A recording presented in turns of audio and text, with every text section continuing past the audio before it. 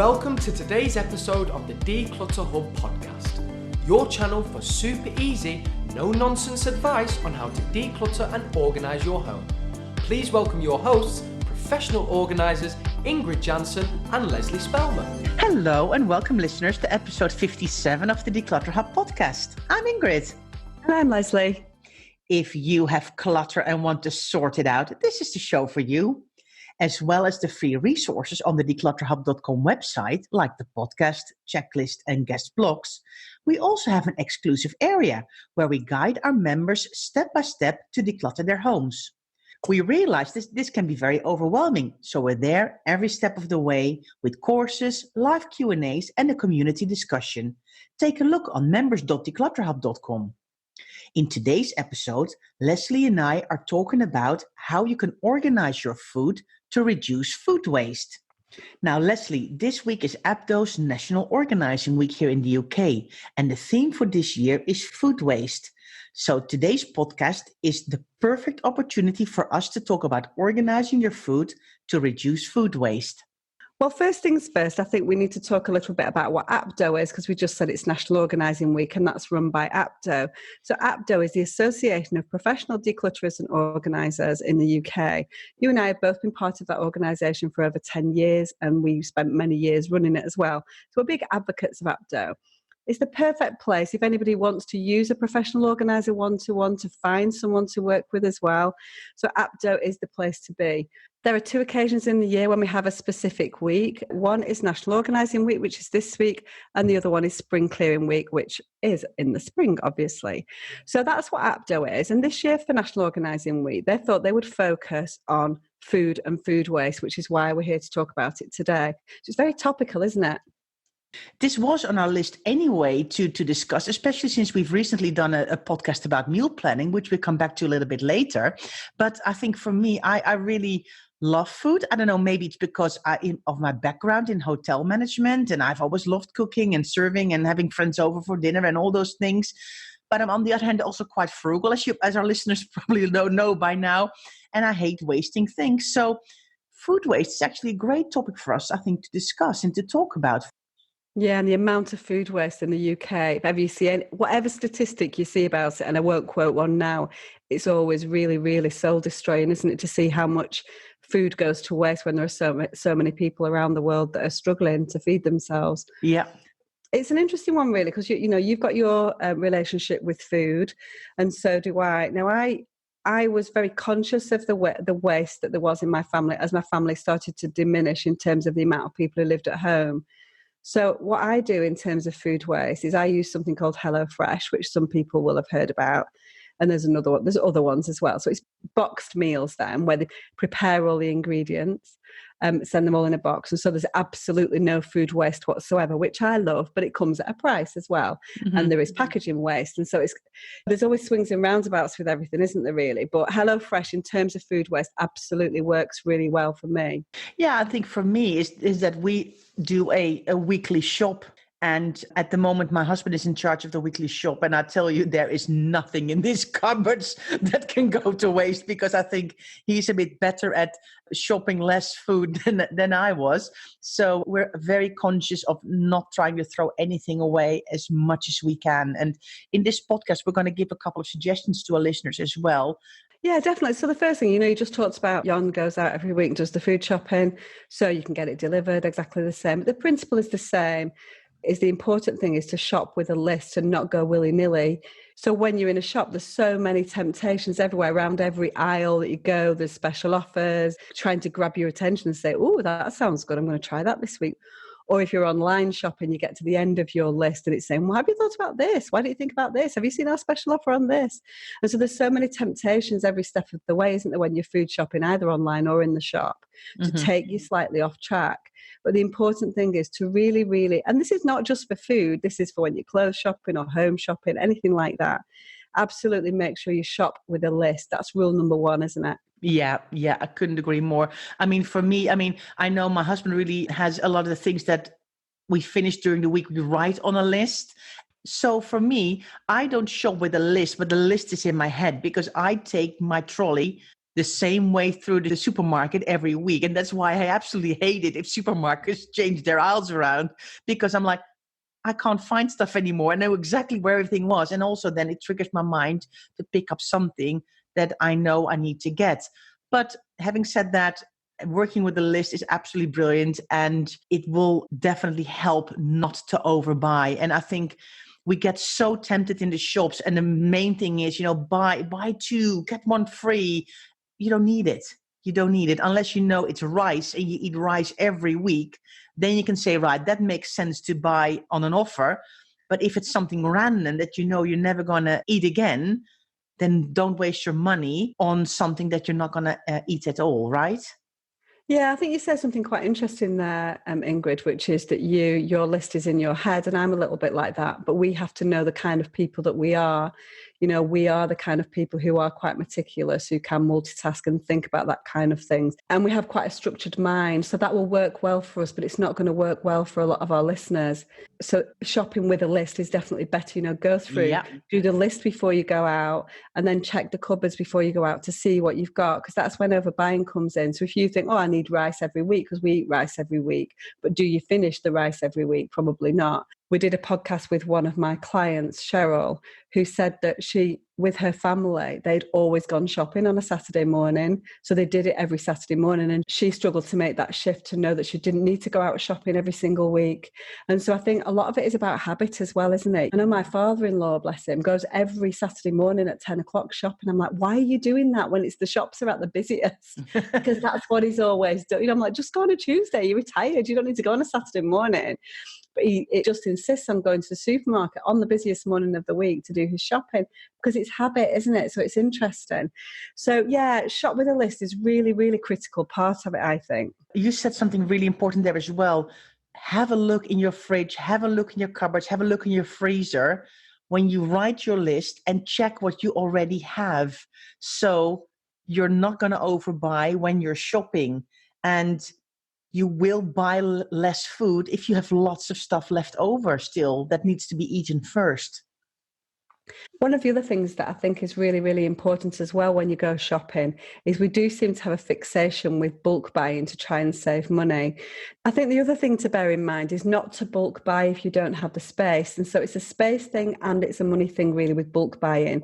Again, we always think that we're going to save money if we bulk buy, and that's not necessarily the way that it works, because sometimes you can bulk buy and then it can go off before you've used it. As well as that, you need to focus on the decluttering side. If you're bulk buying and you've not got space to store it, it's cluttering up your work surfaces and the top of your fridge.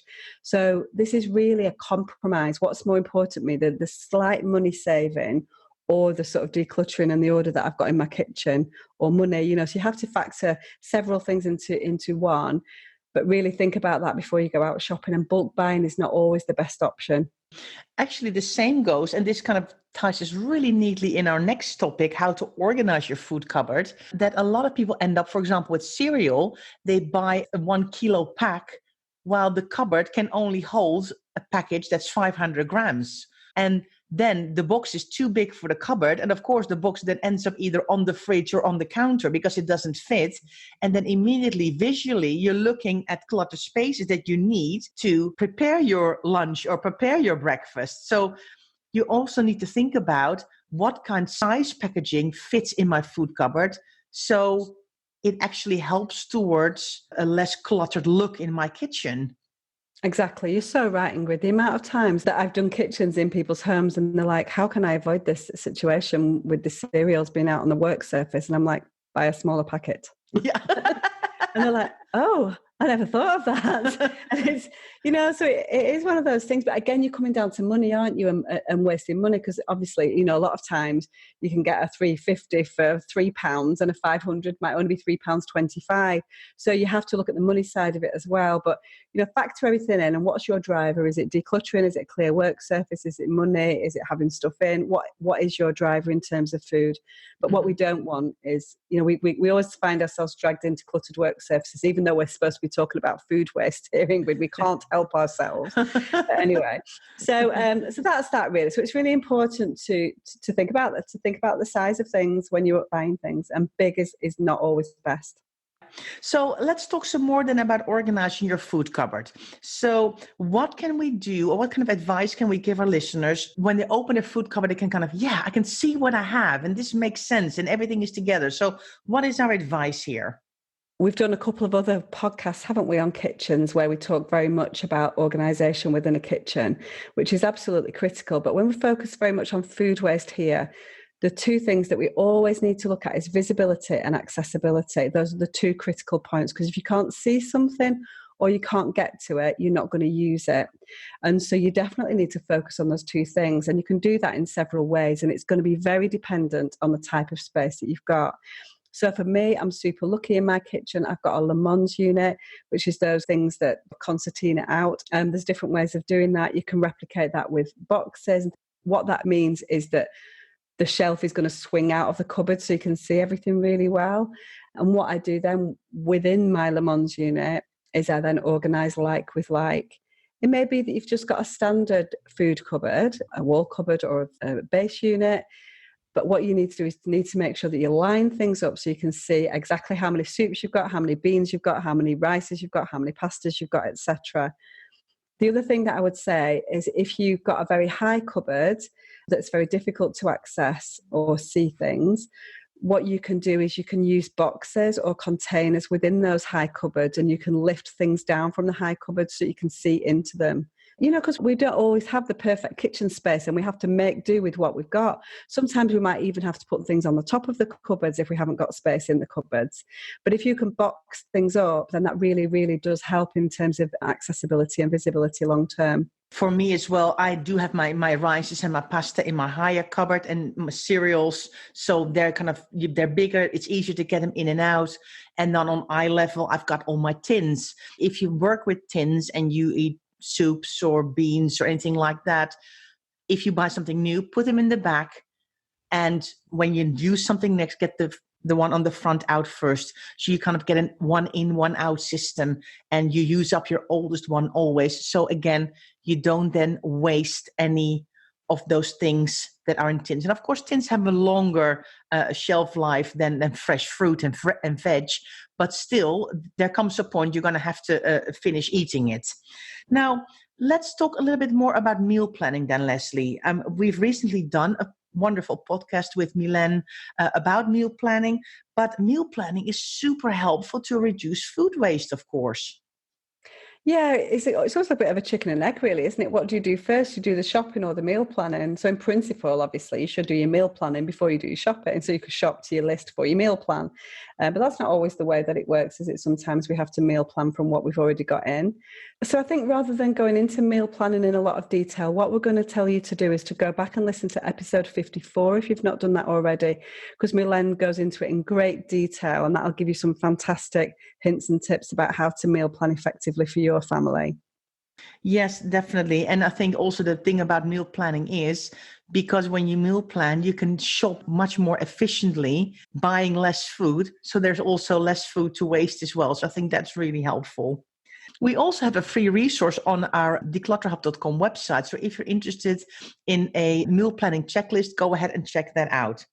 Now, a big part of food waste is leftovers. One leek that is left, or a couple of carrots, or 3 apples that nobody's been eating that week. So do we have some tips for our listeners how to deal with those kinds of things, Lesley?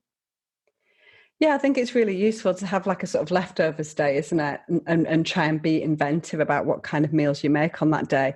You know, the good thing is there's so many fantastic websites out there at the moment, and you can literally just put in some of the key ingredients and it'll make suggestions with what kind of meals you can make from the food that you've got. So that's always really, really useful if you've got something that you know is a little bit random. I actually remember, Lesley, from when I was growing up, that on Thursday or Friday or whatever, we always had a leftover day. I think it was our least favorite day of the week. Yeah, you get some sort of random. I've done leftover days with my kids, and everyone's having a completely different meal, aren't they? And it's just all very strange. But for me, you know, as a declutterer, who likes to make sure everything's used up. Even though in our nature we like to get rid of things that we no longer need, we equally like to get value out of the things that we've got. So things like food and toiletries and consumables are something that I'm always really focused on not throwing away unnecessarily. Yeah. So it's really important, isn't it, to make the most of those. I think it's important as well to know about freezing leftovers, and you can't freeze everything, of course you can't, but if it is vegetables, you can make a nice soup out of something, can't you? It doesn't take many vegetables to make a soup, and most of us have got the other things that you need for a soup already in our food cupboard. So use those leftovers, advance prepare things like soups. I know you can freeze herbs and things like that. Herbs is always something, isn't it, that tend to go kind of mouldy and brown at the bottom of our fridges because we buy it with intent, and if we've not used it within a couple of days, it's gone off. So try and get it in good time, and you can freeze herbs. And there's loads of resources, again, online telling you how to do that effectively. Yeah. I mean, for example, when I make a red sauce for spaghetti or fusilli or tagliatelle or something, I always make a very big jar of red sauce so I can put some in the freezer. So next time it's easier for me to just boil pasta and have the sauce on top of that. So that saves you also from having to cook a meal from scratch on a weekday when you've got a busy day. And that kind of brings us very neatly into, don't forget to eat stuff out of your freezer, because you can't leave stuff in there forever. I mean, there are whole rules about some things you can put in a month or 3 months or 6 months. And it also depends how cold your freezer can freeze. But don't forget to eat the stuff that's in your freezer, because otherwise you're going to end up throwing that away. And that kind of defeats the whole purpose, isn't it? I think just jumping back to what I was saying before, you get a load of satisfaction, don't you, out of using things up out of your freezer. Yeah. So if you have a week, and it can be a week, you might need a couple of things, depends on the size of your family, of course. But often you can say, I'm not going shopping this week. I'm going to use everything out of my freezer. And again, it might be quite random meals that you're making. But there's nothing more satisfying than that, is there? Not having done any food shopping for a week and use what's already in your freezer.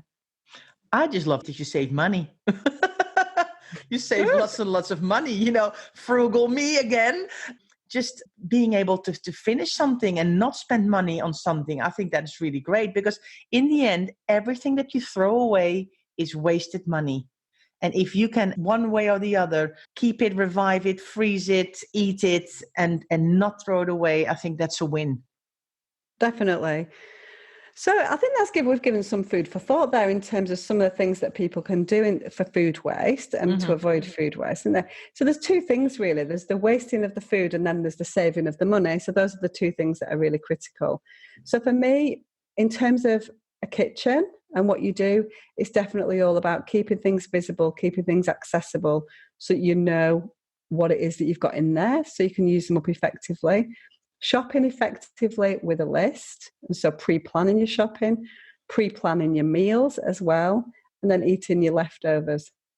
Yeah, sounds good to me. And the last thing I would like to share with our listeners, if you have any food or tins or rice or pasta that you're not going to eat, or you've made a mistake with bulk buying and you've now got so much that you're not going to see yourself eating that within the next year, please consider donating it to a food bank, because there's so many people who do need food to supply their daily lives. And please make sure that the dates are, of course, in date before donating.